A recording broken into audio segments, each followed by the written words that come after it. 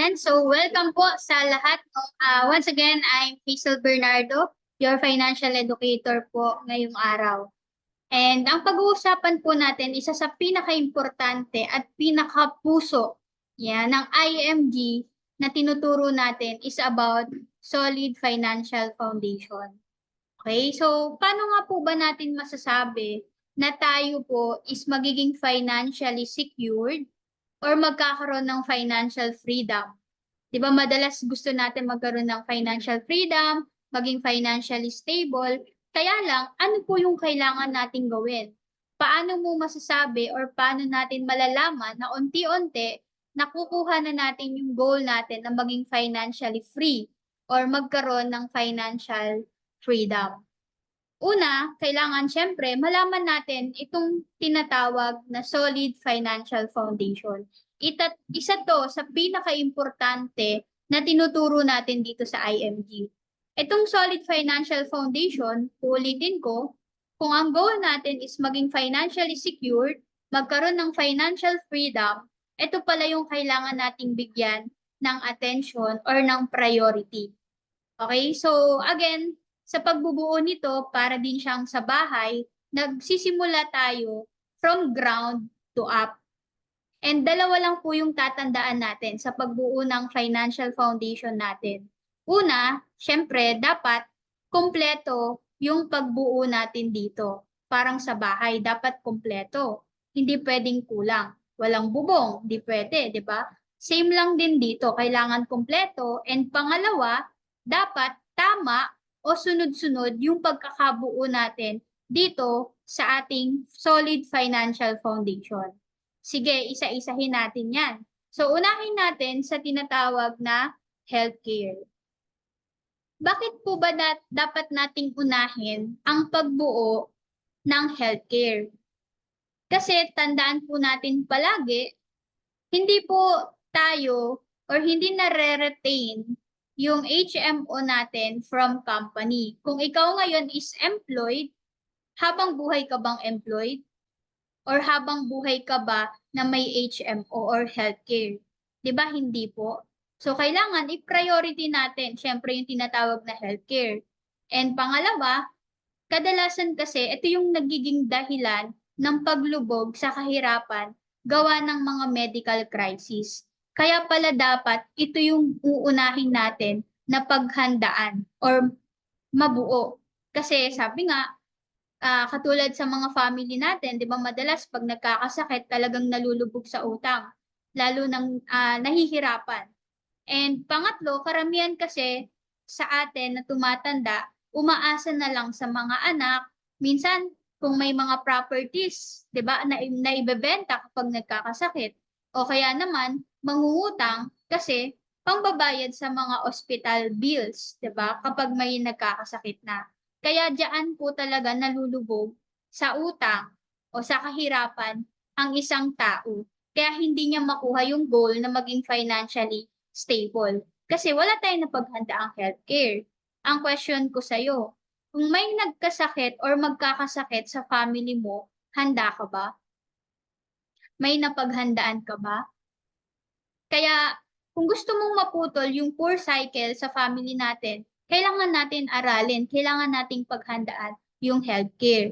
And there's two types of healthcare, which is yung short term, ito nga yung HMO natin, kung tayo is employed. Meron naman tayong tinatawag na long-term healthcare, ito naman, kapag kahit wala na tayo sa trabaho, hindi na tayo employed, meron pa rin tayong long-term healthcare. So, let's check, ano na ba dyan yung meron ka? Okay? So, ayan yung number 1 natin. Pangalawa is yung tinatawag na life insurance. Bakit nga po ba kailangan natin ng life insurance? Number 1, kasi kapag nawala ka, hindi mo maisasama na mawala yung pangarap mo para sa family mo. 'Di ba kapag nawala yung breadwinner, hindi naman pwedeng wala na ding pangarap, hindi na makakapag-aral, 'di ba, yung mga anak natin o yung pangarap natin para sa kanila. Sabi nga dito, kapag nawala tayo, tuloy-tuloy pa rin syempre yung pag-aaral ng mga anak natin. Ang question lang, sino yung susuporta sa kanila?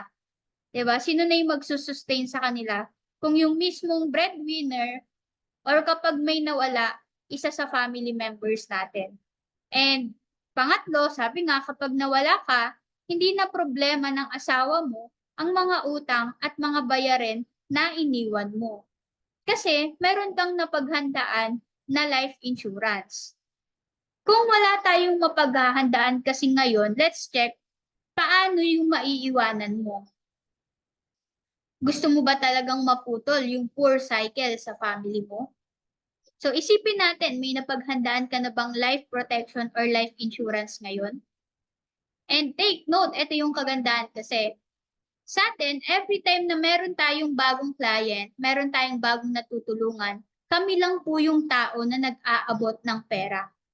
'Di ba? Kapag may nawala isa sa family member or tayo mismo. Bakit po? 'Di ba kadalasan pag may namamatay, madalas nandiyan na yung maniningil, puro tayo yung naglalabas, yung mga naiwang family members, puro palabas, puro kinukuhaan ng pera. Pero kung may life insurance ka, tayo lang po yung nag-aabot ng pera dun sa maiiwanan mong family. Ganan po kaimportante yung tinatawag na life insurance.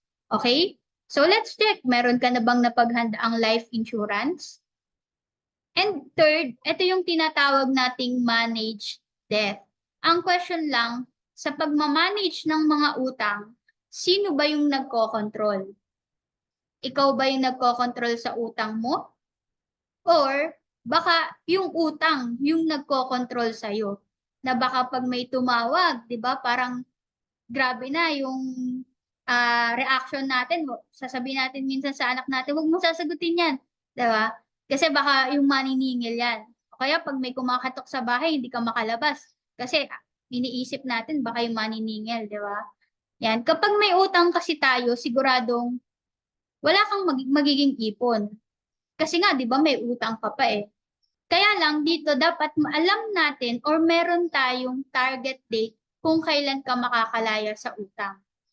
Ang question lang, may napaghandaan ka or may target date ka ba kung kailan ka makakalaya sa utang mo? Paano mo sinisimulang mabawasan ang mga utang mo? At paano mo sinisiguradong hindi na ito madadagdagan pa kahit may dumating pa na mga emergency? O, di ba? Ayun yung pinakamabigat sa lahat eh. May target date ka ba? Paano mo babawasan yung utang mo? Again, kailangan natin yan aralin. Kailangan natin yan bigyan ng attention or prioritization para at least ma-manage natin yung mga utang natin. Kasi gusto mo ba talaga na maputol yung poor cycle sa family mo? And don't worry, kaya kami nandito, lahat yan tinuturo natin. And take note, ito yung isa sa pinaka-importante, yung pang-apat natin, which is yung emergency fund. Naniniwala ka ba na laging may dumarating na emergency sa buhay natin? Gaano ka kahanda kapag may dumating na emergency sa buhay or sa family mo mismo? Paano pag biglang nawalan ka ng trabaho? Pag biglang kailangan i-repair may i-repair sa bahay niyo? May biglang nagkasakit, magulang mo, kapatid mo, kamag-anak mo, saan ka kukuha? O kaya naman masira yung sasakyan mo, yung motor mo, 'di ba? Yung mga major expenses, 'di ba? Yung madalas hindi natin inaasahan, 'di ba? Nasirang appliances o kaya naman pandemic, 'di ba? Mga crisis or kapag nagkasakit mismo yung anak mo o yung asawa mo. Ang question lang, may napaghandaan ka ba? Kasi kung wala kang emergency fund, saan ka kukuha? 'Di ba? Again, gusto mo ba talagang maputol yung poor cycle sa family mo? Gusto mo ba talaga na magkaroon ng financial freedom or maging financially stable, lalong-lalo na bago ka dumating sa non-productive years? And lastly, yan, yung panglima o kumbaga sa isang bahay, ito yung pinakabubong, investment. Ang question, may naitanim ka na ba? Diba? Kasi ang investment ay kagaya din ng pagtatanim. Kung meron kang tinanim, sigurado meron kang aanihin. Ngayon, ano na ba yung nasimulan mo? Paano pag nag-retired ka? Ikaw din ba yung tao na aasa na lang sa mga anak mo dahil wala kang napaghandaan or wala kang naitanim?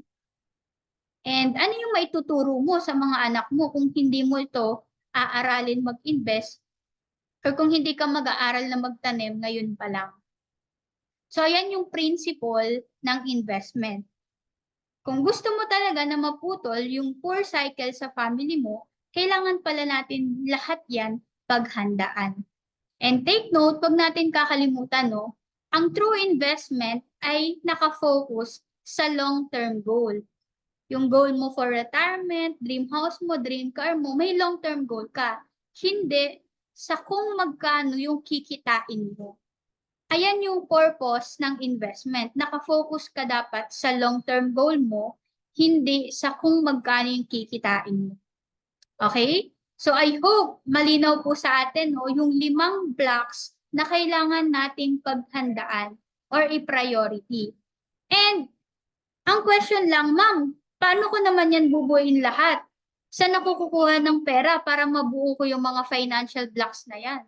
'Di ba madalas ganun yung problema natin? Sasabihin pa natin, sa ngayon, may mga utang pa akong dapat unahin. So, paano natin ipa-priority na mabuo unti-unti ang mga blocks na yan para maputol yung poor cycle sa family natin? Ito yung kailangan nating gawin. May 2 ways tayo para i-increase yung cash flow. Tandaan natin, uulitin ko, 2 paraan para ma-increase yung cash flow natin. Una, kailangan mong bawasan or reduce expenses. Unti-unti mong bawasan ang mga gastusin na hindi naman needs or priority. Again, bawasan yung palabas na pera. 'Di ba? Let's check ano ba yung bibilhin mo. Needs mo ba talaga 'yan? Priority mo ba talaga 'yan? Or wants mo lang? Okay? So bawasan yung expenses and i-increase mo yung income mo or dagdagan mo yung pumapasok na pera sa'yo. Yan. Kailangan mag-focus tayo makapag-build ng passive income, hindi lang puro active income. Okay? So take note, yung 2 na yan, kailangan natin yan talagang pag-aralan, i-take into action para masigurado natin na maputol yung poor cycle sa family natin. Okay? So I hope malinaw po sa lahat and talagang magawa natin na mabuo itong tinatawag na solid financial foundation. So I hope marami po tayong natutunan. Once again po, I'm Hazel Bernardo, your financial coach ngayong araw po na to. Thank you so much and God bless us all po.